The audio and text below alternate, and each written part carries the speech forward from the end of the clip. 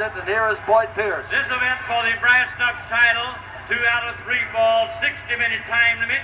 Introducing first, 270 pounds from Paradise Valley, Arizona, the challenger, Superstar Billy Graham. And his opponent, wearing the title belt from Austin, Texas, the American Dream and Brass Knucks champion, Dusty Rhodes. Your referee, Bronco Libby. No disqualifications, Brass Knucks rules will prevail. Well, Dusty Rhodes, not only Brass Knucks champion, but he's a man of all sports. And he is the man who brought a record tonight and had our sound man play it, and they were praising the Houston Oilers, and he was wearing Love You Blue on his chest. So that should tell you that Dusty Rhodes not only is a typical Texan, but he is... Thank you for joining me with the second part of Wrestling 80 Episode 2 as we enjoy this footage continuing from the Houston footage I promised you last week from January 4th in Houston with Dusty Rhodes taking on Superstar Graham here. I'd like to read a few more results so I can move on down the card here. We're going to go to January 10th, 1980 in Jacksonville, Florida. Gordon Nelson, who was the Mr. Wrestling in Amarillo that we talked about in the Wrestling Time Machine, defeated Terry Taylor. Louis Astia defeated Mike Miller. Bubba Douglas defeated Johnny Valiant. Jack Briscoe and Don Diamond defeated Stan Lane and Brian St. John. Jerry Briscoe defeated Nikolai Volkov. Mike Graham and Manny Fernandez defeated Bugsy McGraw and the Super Destroyer. And in a taped fist match, Mike Graham defeated Bad Leroy Brown. January 10th, 1980, Winnipeg, Manitoba for the AWA. AWA Tag Team Champions Vern Gagne and Mad Dog Vachon defeated Adrian Adonis and Jesse Ventura by disqualification. And the special referee for this bout was Gene Kaniski. The Crusher defeated Super Destroyer 3 and unmasked him as Jean-Pierre LaSalle. Dino Bravo and Greg Valentine teamed up and they defeated Nick Bockwinkel and Super Destroyer Mark II when Bravo pinned Bockwinkel. Crusher Jerry Blackwell defeated Dave Cohen. Steve Olsenowski defeated Ron Ritchie. Rick Hunter fought a draw with Buck Zumhoff. January 11th, 1980 in Kochi, Japan for the All Japan Federation. Atsushi Onita defeated Shiro Kashinaka in 2 minutes and 51 seconds. Mr. Hayashi got a victory over Mitsui Momota 11-12. Masao Ito defeated Masanubi Fuchi in 11 minutes 18 seconds. Great Kajika defeated Manunuri Higo with a half crab in 7:43. Shiro Kashinaka won a 8-man battle royal, last eliminating Mitsuya Momota in 11:48 with the half crab. Jerry Novak defeated Matoshi Akuma in 7 minutes 5 seconds.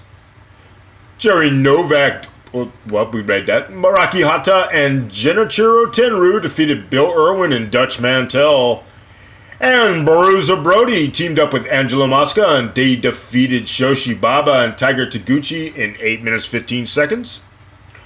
NWA United National Champion Jumbo Tsuruta fought a 60-minute draw with Billy Robinson in a 2 out of 3 falls match. Moving on to January 11th, 1980, Houston, Texas. Mark Lewin defeated Dusty Rhodes. Mr. Hito and Mr. Sakurata defeated Jose Lothario and Tiger Conway Jr. Gino Hernandez defeated Kevin Von Erich. El Gran Marcus defeated Killer Brooks, getting a little bit of revenge for some of the things we see earlier. Lord Jonathan Boyd defeated Nick Kozak. And Les Thornton fought a draw with Dr. Tom Pritchard. Let's go to the Stampede territory for January 11th, 1980. Calgary, Alberta. Keith Hart fought Sigigawa by disqualification. Bobby Bass and Cuban Assassin defeated Leo Burke and Tatsumi Oshino by countout. Bret Hart over Hubert Galliant. Lynn Denton defeated Eric Embry. Tom Stanton defeated Joe Ventura. Yan Key defeated Andre Zuzada. And he does have control, and he is trying now to do something about it. Dusty gathering some power, some momentum, and some driving force he got underneath him that time, and he did not get in what he had hoped would be a telling blow.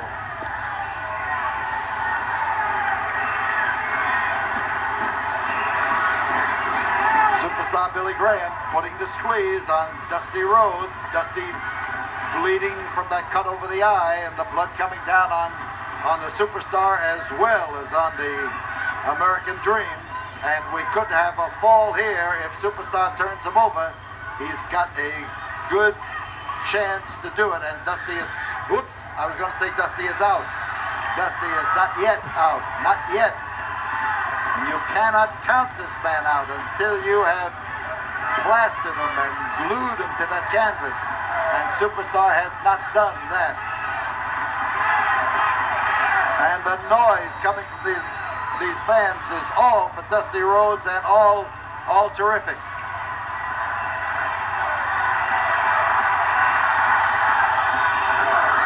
A smash, but he's still held. No, he's free now. This may make a difference in what he does to Superstar Billy Graham. And Superstar looked for his opportunity. He may have him here. He's got him. The second fall, the equalizing fall, goes to 36 seconds, the challenger, Superstar Graham. So falls are even. We will have a third fall. We will be back for that fall after this word from the studio. Just as the bell rang, Superstar rushed Dusty Rhodes and clobbered him, but Dusty Rhodes is coming right back to give him some of his own medicine. Graham down. Dusty Rhodes trying to move in on him, and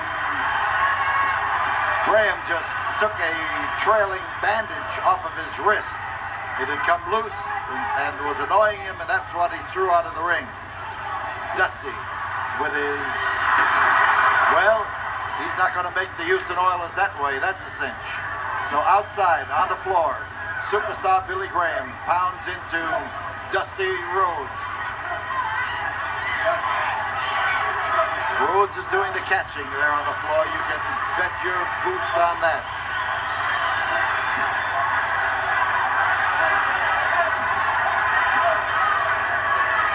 And the battle continues on the floor, and Dusty is determined he's going to keep him there. And the bell has sounded, and both men, I believe both men were counted out, but Billy Graham is trying to. Both men counted out. Superstar does not get the belt. It is Dusty Rhodes' property. This is a very funny situation.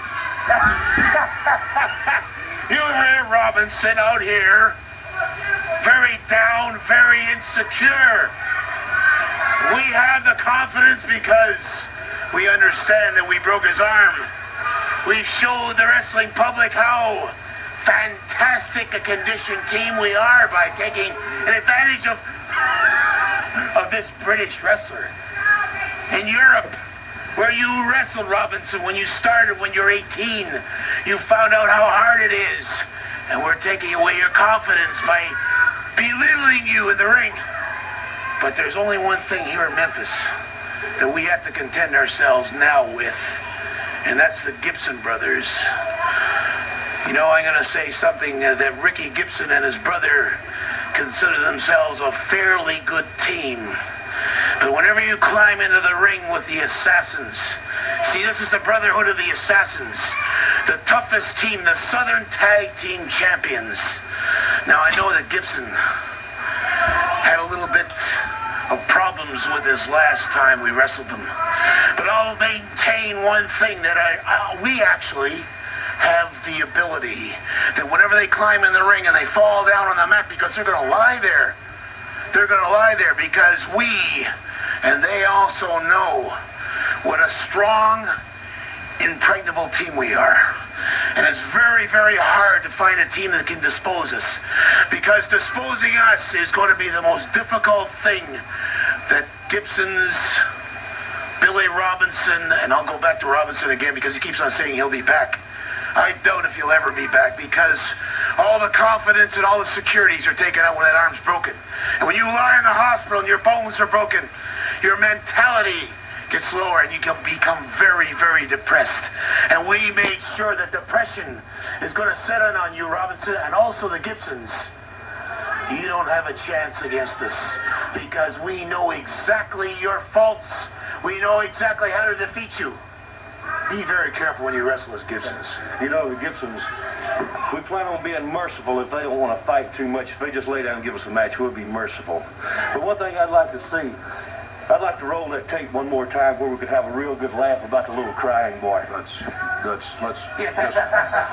just go on, fellas. The championship match will put the Southern Championship belt. We're going to be back. We'll have more wrestling action for you right here. Just a moment. Stay with us. Previous match, they have indeed. Robert underneath the elbow. Shoulder butting off, but both of them are down now. Rick trying to get Robert over for a tag.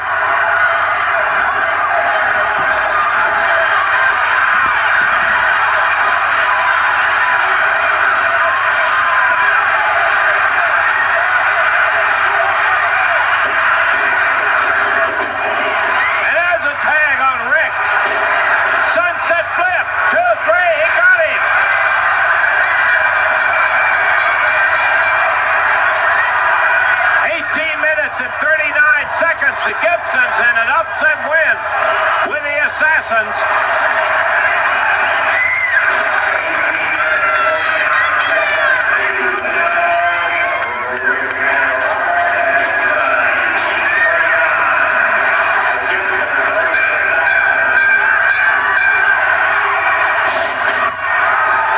The Assassins upset by the Gibsons. And now they are upsetting everybody with their action against the Gibsons. Following that loss.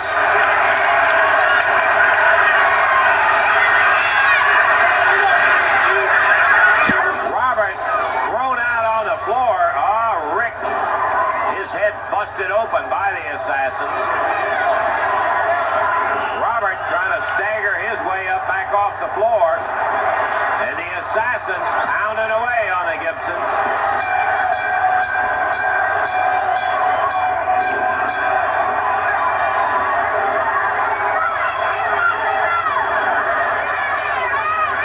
Here comes David Schultz to the ring. The Assassin grabs Robert Gibson and throws him back out. And Schultz up there telling the Assassins, hey, the match is over, leave him alone.